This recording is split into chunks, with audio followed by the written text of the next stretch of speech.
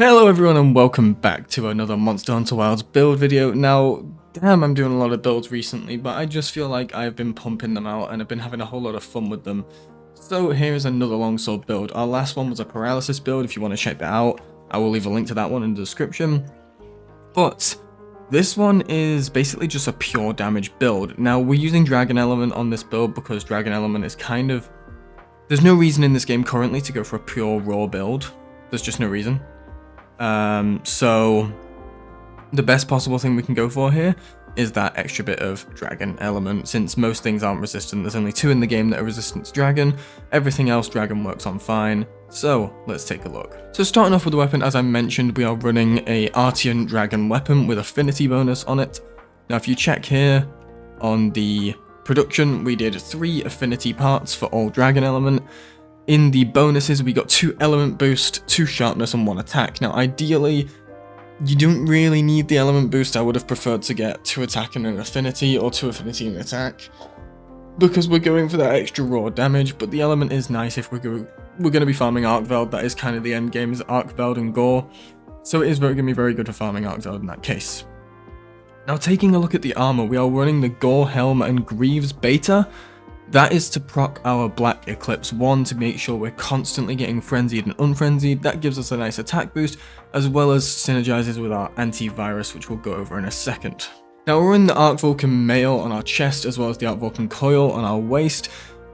Those, alongside with our Guardian Arcveld Vambraces, are going to give us a max weakness exploit, as well as giving us Arcveld's Hunger. Now, it gives us recovery on damage, and because this build is going to be purely spammy, that's going to work really well. Now on our weapon decorations, we are running a critical duel 3 for that nice extra 32% crit.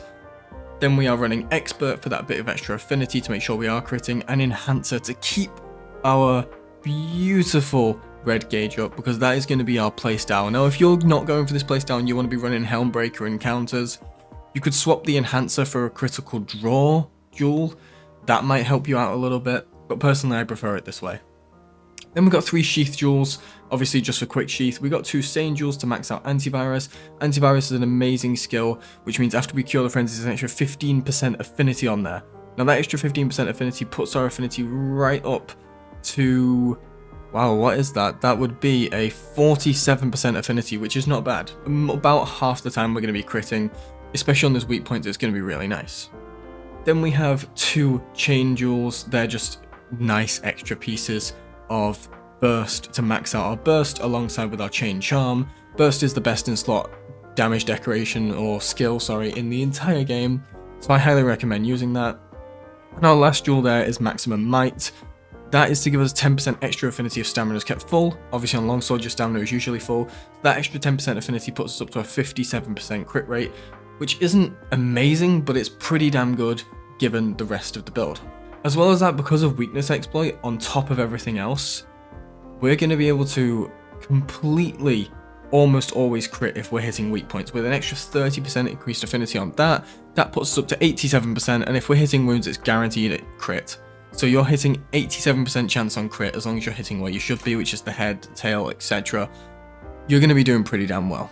So yeah, we're going to be making the most out of this crit booster. Anyway, that's the build, along with the 3 extra decos for Divine Blessing. Let's go test this thing out. Alright, let's head down there now. So, one thing I want to mention is I am using the Corrupted Mantle for this build. It does work incredibly well for this build.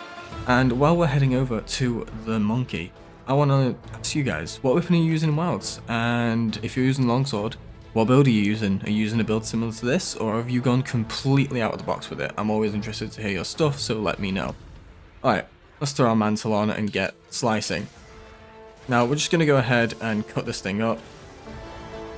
Unfortunately, we didn't manage to counter that, but what just not... Did the Cradnath just knock this guy out?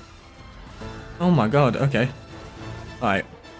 Let's make sure we can charge our sword up real quick.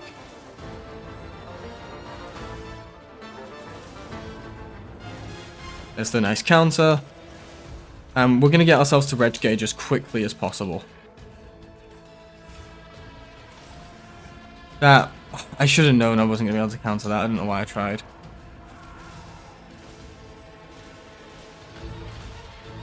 Oh, I hate that attack. I'm sorry, guys. I really hate that attack so much. I love Ajarakan as a monster, but that attack does my head in. And there we go. We are in red gauge. So I didn't actually mean to go for the Helmbreaker there. What we're going to be doing is basically just spamming these attacks because it works so beautifully well. Oh, that counter. And there it is. And you see that power prolonger is just helping us keep this red gauge up and keep that DPS up. And we're just going to keep doing this back to back. You can see that extra crit damage as well is working really nicely to keep our damage up.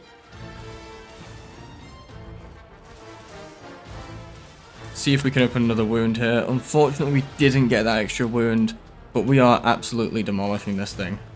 So let's get that red gauge back up and keep going.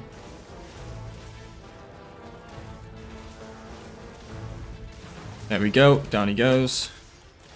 And we're just going to keep popping this off. Now, those wounds opening up are really, really boosting our damage. You can see we're almost not hitting any, like, basic hits. They are almost all crits.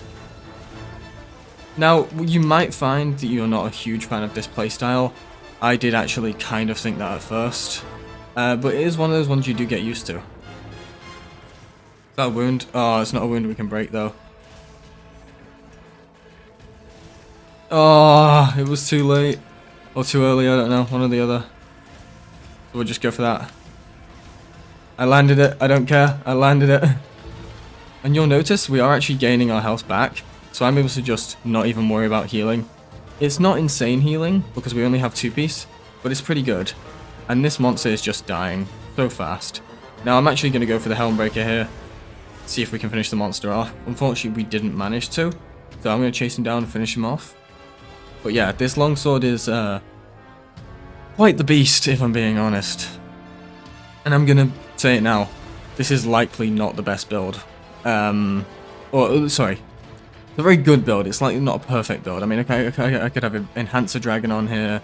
And I could have Crit Element maybe. If Crit Element wasn't bugged. As far as I know, Crit Element was bugged. Meaning a lot of my build needs work. I'm just going to finish him off with this, I think. Boom. We'll get in there. I'm just going to fully charge this up.